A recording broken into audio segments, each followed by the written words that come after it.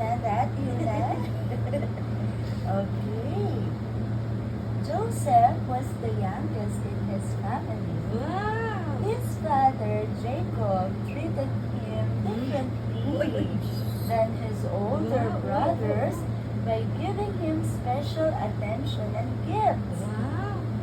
Joseph's brothers were very jealous of him because they knew their father loved